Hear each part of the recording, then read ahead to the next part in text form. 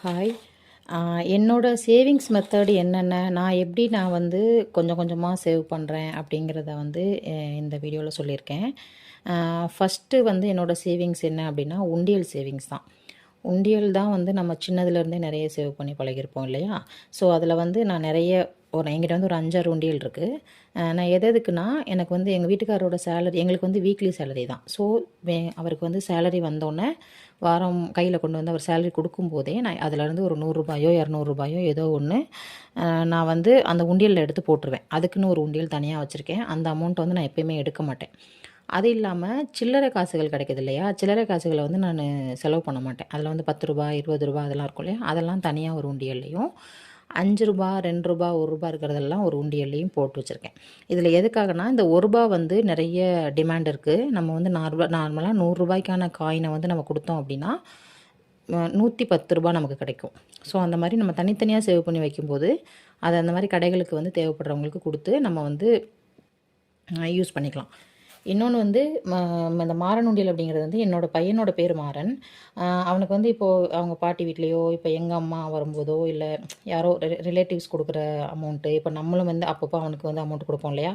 அந்த மாதிரி கொடுக்குற அமௌண்ட் எல்லாமே வந்து அவனோட உண்டியல் நான் தனியாகவே வச்சுருக்கேன். இதை வந்து நான் எந்த சூழ்நிலையுமே எடுக்க மாட்டேன். ஸோ அது வந்து அது நிறைஞ்சதுக்கு அப்புறம் தான் அதை எடுத்து அதை எதுக்காவது யூஸ் பண்ணுவேன். ஸோ அவனோட உண்டியல்னு தனியாக இருக்குது. இது வந்து ஃபஸ்ட்டு சேவிங்ஸ் மெத்தடு.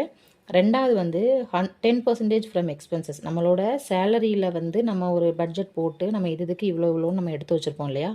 அதில் வந்து இப்போது நம்ம கடையில் போயிட்டு ஒரு ரூ. 100 ஒரு திங்ஸ் வாங்குகிறோம் அப்படின்னா, ரூ. 100 அன்றைக்கி நமக்கு செலவாயிருக்கு அப்படின்னா, நான் வந்தோன்னே என்ன பண்ணுவேன்னா, என் கையில் இருக்க சில்லறையில் ஒரு ரூ. 10 எடுத்து தனியாக எடுத்து வச்சுருவேன்.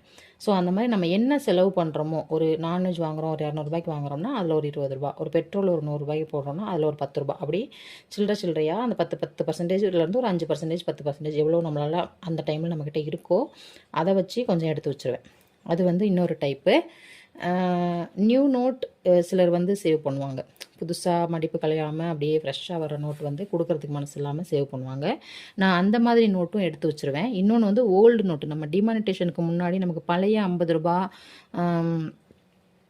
100 நோட்டெல்லாம் வரும் இல்லையா? அந்த பழைய நோட்டு வரும் இல்லையா? அந்த நோட்டை வந்து எனக்கு கொடுக்கறதுக்கு தோணாது. அதனால் அந்த நோட்டையும் நான் எடுத்து வச்சுருவேன். அது எல்லாமே தனியாக ஒரு கேஷ் பவுச் வச்சுருக்கேன், அதில் வச்சுருவேன். அது இல்லாமல் சீட்டு, நியர்பையில் நமக்கு தெரிஞ்சவங்க யாராவது சீட்டு போடுவாங்க இல்லையா? அதில் வந்து வீக்லி சீட்டு, மாதம் மாதம் போடுற சீட்டு, அந்த மாதிரி சீட்டு போட்டாங்கன்னா அந்த சீட்டு போட்டு வச்சுருவேன். ஸோ அந்த சீட்டு போட்டுட்ருக்கேன்.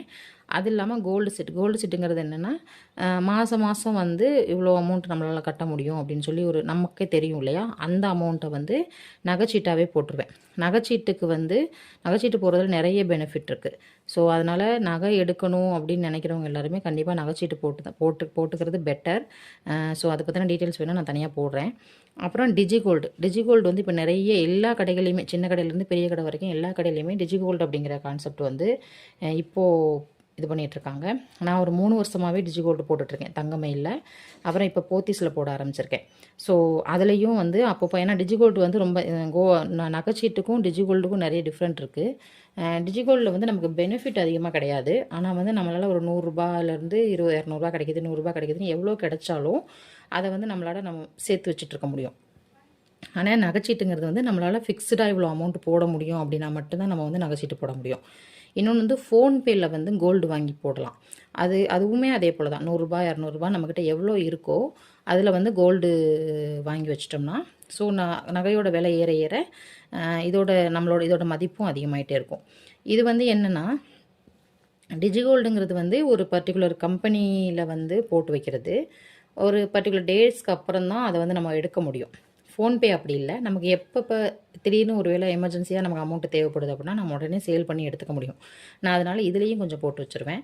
இன்னொன்று வந்து எம்எஃப், இது வந்து நம்ம நார்மலாக ஷேர் மார்க்கெட்டில் போடுவாங்க இல்லையா? ஸோ அது வந்து நம்ம பெரிய அளவில் இன்வெஸ்ட்மெண்ட் பண்ணுற அளவுக்கு அதில் நாலேஜ் கிடையாது.